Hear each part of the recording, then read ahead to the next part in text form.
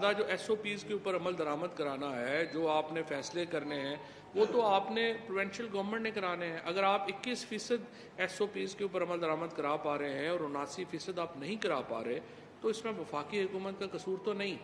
दूसरा जो आपने सेहत कार्ड का कहा, सेहत कार्ड का जो मामला है उसमें यह है कि 50% पैसे वफाक दे रहा है, 50% पैसे जो है वो सूबा दे रहा है। सिंध जो है वो अपने हिस्से का पैसा देने से इनकारी है, जिसकी वजह से वो जो सहूलत है वो यहाँ पर नहीं ला पा रहे।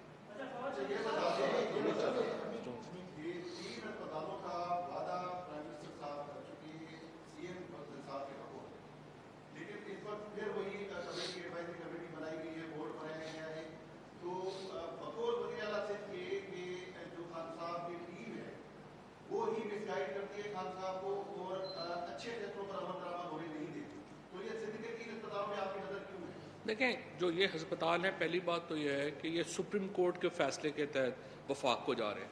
और सुप्रीम कोर्ट ने यह फैसला क्यों किया? सुप्रीम कोर्ट ने यह फैसला इसलिए किया कि ये तीनों हस्पताल करप्शन का गढ़ बन गए थे।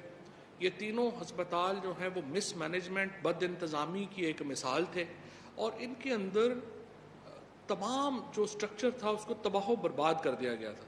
सिर्फ एक जो आपके साबिक वज़ीर सेहत हैं, उन्होंने अपने को CEO साहब जो रखे, जो उनके रिश्तेदार थे, उसी को ही को मेरा ख्याल है 20-25 लाख रुपए की नौकरी दे दी, 65 लाख रुपए की नौकरी के ऊपर रख लिया।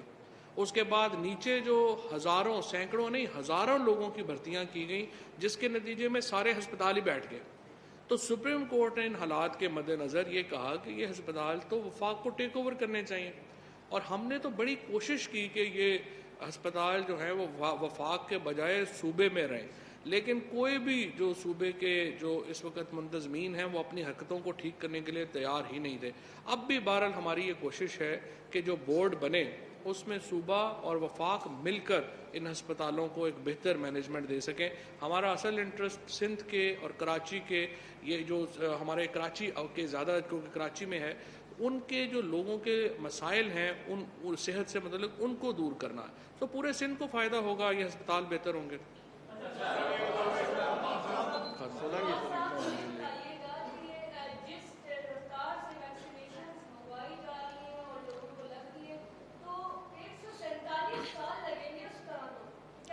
सही।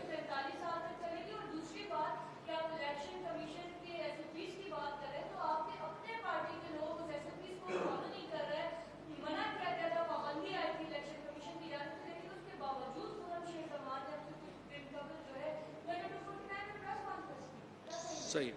अच्छा, पहली बात तो मैं आपको बताऊं कि जो वैक्सीन है ना, वैक्सीन का ये जो अभी की हमारी वबा है उसके ऊपर कोई बहुत बड़ा रोल नहीं है, इसलिए कि जो वैक्सीन है उसको जो शेड्यूल है इस वक्त मैं आपको बता दूं कि पाकिस्तान की जो वैक्सीनेशन की जो इस वक्त प्लानिंग है वो बहुत मुल्कों से बशमूल यूरोप से भी बहुत बेहतर है। इस वक्त पूरी दुनिया में जब से हिंदुस्तान में इतना बड़ा क्राइसिस आया तो वैक्सीन की तो शॉर्टेज हो गई है, क्योंकि अमेरिका तो एक्सपोर्ट कर ही नहीं रहा वैक्सीन। सो अमेरिका के अंदर तो वैक्सीन को एक्सपोर्ट करने पे बैन है। 3 ममालिक हैं जो वैक्सीन को थोड़ा बहुत एक्सपोर्ट करते हैं, उनमें एक हिंदुस्तान था, दूसरा चाइना है और तीसरा रशिया है। रशिया बहुत थोड़ी मिकदार में वैक्सीन एक्सपोर्ट कर रहा है। हिंदुस्तान ने, चूंकि उसका इतना बड़ा क्राइसिस अपना हो गया, उन्होंने अपनी एक्सपोर्ट रोक दी। चाइना वो वाहिद मुल्क है जो कि एक्सपोर्ट कर रहा है। इसके अलावा पहली बात तो यह है कि वैक्सीन अवेलेबल ही नहीं है दुनिया में इस वक्त, तो पहले तो ये ज़हन में रखिए। दूसरी ये है कि जो वैक्सीन आप मंगवाएंगे, फॉर एग्जांपल अभी हमारी कल जो है वो 5 लाख वैक्सीन जो है वो पहुंची है कोविड की, इसके बाद 10 लाख जो है वैक्सीन और आ रही है। ये वैक्सीन सिर्फ मंगवाना प्रॉब्लम नहीं है, इसको लगाने के लिए भी एक पूरा इंफ्रास्ट्रक्चर चाहिए। तो ये नहीं है कि आपको सड़कों पे खड़े हो जाएंगे और जो बंदा नज़र आएगा उसको टीका ठोक लगा देंगे, ऐसे नहीं होगा। इसका एक प्रोसेस है, उसकी एक पूरी चेन है, कोल्ड चेन चाहिए उसको पूरा। ये जो वैक्सीन है ये कम से कम हमें 147 नहीं लेकिन 1 साल ज़रूर लगेगा हमें अपनी पॉपुलेशन को टारगेट में पहुंचते। तो अब हमारे पास 2 रास्ते हैं, या तो हम इतना नुकसान अपना करवा बैठेंगे 1 साल में कि हमारे लिए वैक्सीन होना ना होना बराबर हो जाएगी, और या हम पहली 2 जिस तरह से हमने लहरों का मुकाबला किया उस तरह से हम मुकाबला करें ताकि हम वैक्सीनेशन का जो हमारा मामला है वो आगे चलता रहे और उसमें बेहतरी आए।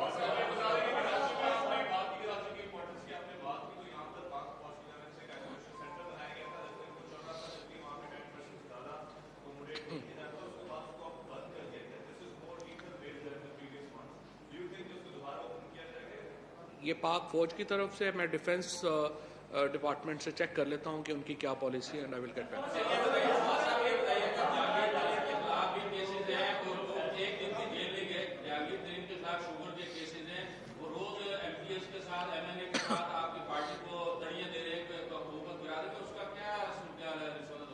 देखिए, जहांगीर तरीन साहब के ऊपर जो केसेस हैं, पीटीआई में ये पहला वाकया नहीं है। पीटीआई में इससे पहले बाबर अवान साहब के ऊपर इल्ज़ाम लगे, उन्होंने रिज़ाइन किया, उन्होंने अपना मुकाबला किया, फिर वो वापस आए।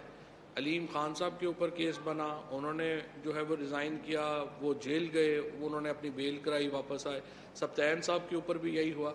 जहांगीर तरीन साहब के ऊपर भी जो केसेस हैं या जो उनके ऊपर इल्ज़ामात हैं, उसका वो जवाब दे रहे हैं, और उसको जवाब दे के जो उसके मुताबिक वो वापस आएंगे।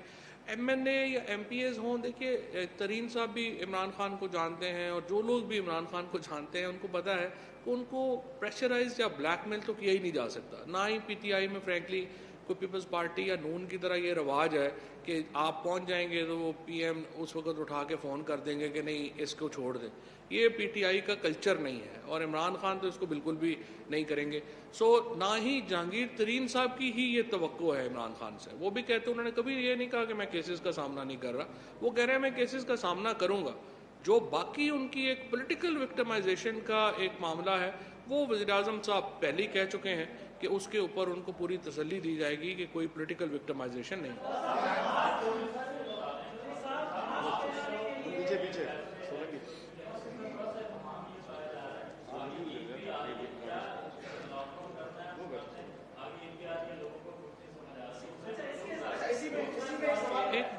आप कर लीजिए, 1 मिनट इसके बाद कर लीजिएगा।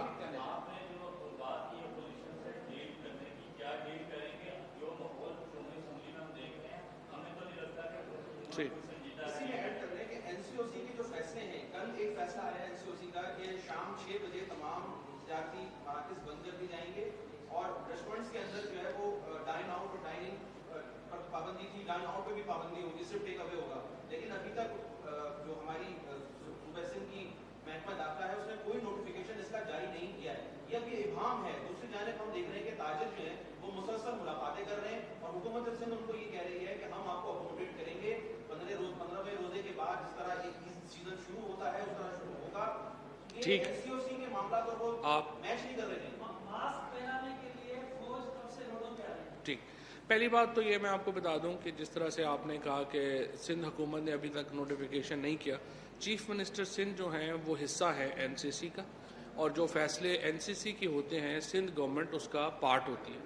सो जो भी फैसले वहाँ पर होंगे उसके ऊपर सिंध हुकूमत भी अमल दरामद करेगी, और वो अमल दरामद करने के बाउंड भी हैं, क्योंकि आर्टिकल 149 के तहत वफाकी हुकूमत की जो डायरेक्शंस हैं वो सूबे के ऊपर वैसे भी बाइंडिंग है। और इसके अलावा जिस तरह मैंने कहा, मुराद अली शाह साहब एक ज़िम्मेदार आदमी भी हैं और चीफ मिनिस्टर हैं एक बड़े सूबे के, तो जाहिर है उनकी एक कंपल्शन भी है, अपनी आइनी कंपल्शन भी है कि जो उन्होंने वादे किए हैं वो पूरे करेंगे। जहाँ तक मुकम्मल लॉकडाउन का ताल्लुक है, जो आपने कहा अभी से लगा दें, देखें लॉकडाउन की तजवीज़ तो कल भी आई थी, लेकिन प्राइम मिनिस्टर साहब बड़े रिलक्टेंट हैं कंप्लीट लॉकडाउन में, क्योंकि उससे मुआशी सरगर्मियाँ बहुत ज़्यादा तबाह हो जाती हैं। और हमारा जो मकसद है वो ये है कि अगर एसओपीज़ हों, जिस तरह पहले हमने देखा एसओपीज़ के ऊपर मुकम्मल अमल दरामद हुआ तो शरह नीचे आनी शुरू हुई। हम अब भी समझते हैं कि अगर ये एसओपीज़ के ऊपर अमल दरामद हो और एक हफ्ते में हम ट्रेंड देखें कि नीचे आ रहा है तो फिर चीज़ें बेहतर हो जाएंगी।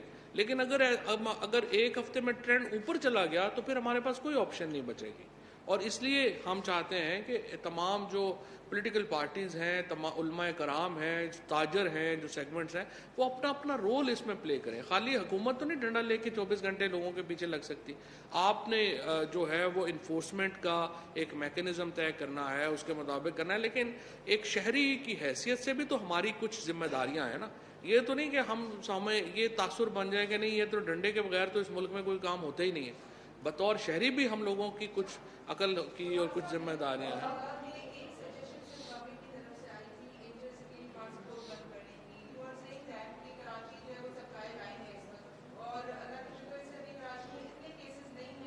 सॉरी,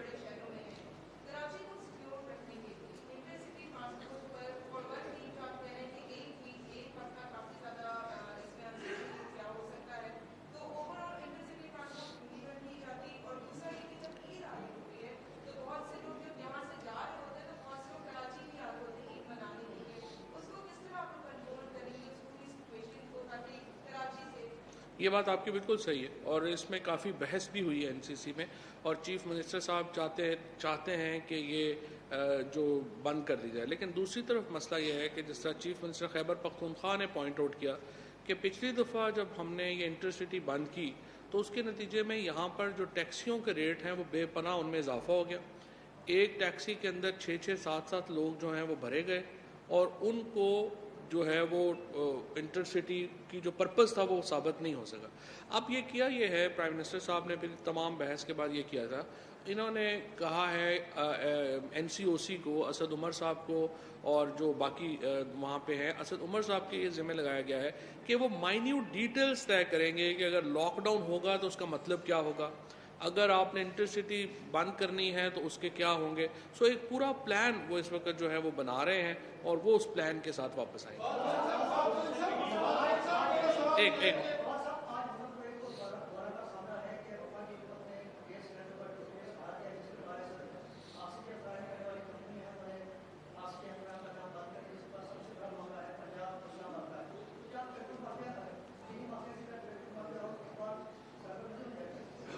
देखिए, इस वक्त जो पिछली दफ़ा हमने कार्रवाई की थी, आपको याद होगा पेट्रोलियम की बड़ी शॉर्टेज हो गई थी और उसके ऊपर जो है वो बहुत सख्त कार्रवाई जो है वो की गई थी।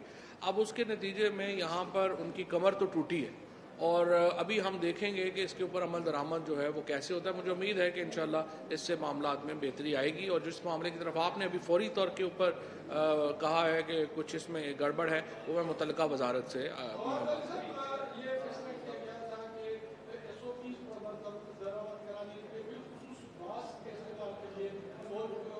जी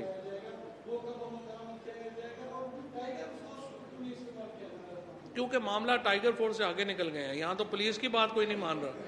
जिस तरह से मैंने तो बात यह है कि खुद ही